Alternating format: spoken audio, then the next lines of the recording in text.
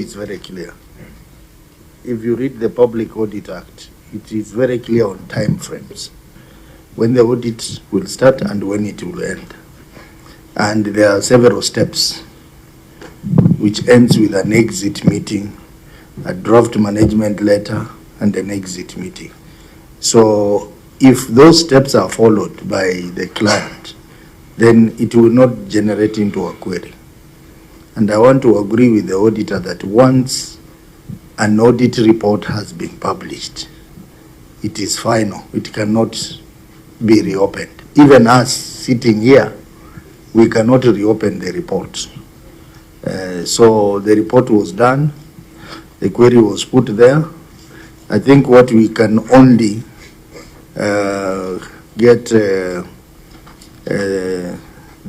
team from the city is that please take the audit process very seriously, because these kind of problems are not unique to Nakuru. We have seen other counties that appear before us, and I think it's because the audit process is never taken seriously by the accountants. They give the financial statements and they leave the auditor to struggle on his own. And I think that is what may have happened in this case. So please take the audit process very, very seriously. And that is provided for in PFM, I think section 184. The accounting officers, you must take this process very seriously. Yeah? That's where the problem is. Why we are keen about which accountant was involved is because we have taken a position as a committee that if we get audit queries of this nature, actually the blame will be on the accountants. And we have said moving forward, we will even communicate with the ISPAC about the whole issue, because these are issues that can be avoided. I mean, issues like simple errors in the financial statements, omissions, or non-submission of documents at all. It is a professional issue. So, Madam Mary,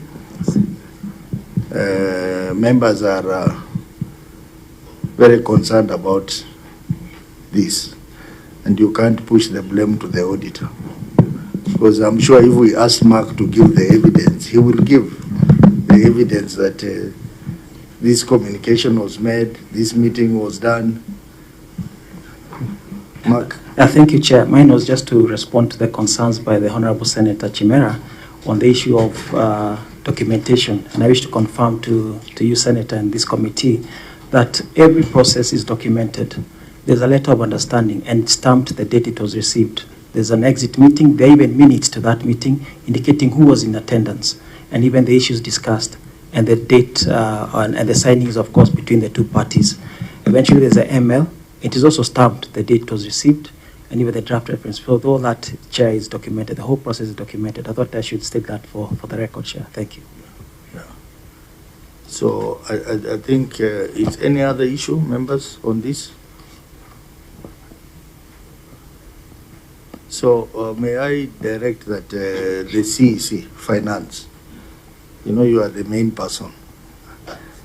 Please sit down with your team, because even the other reports, we have a similar issues of inaccuracies, and ensure that this does not recur again.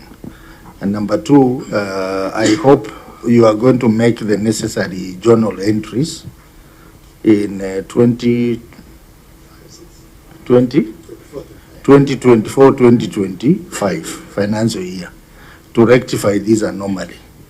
And the auditor, you will come back to us to advise us on these journal entries.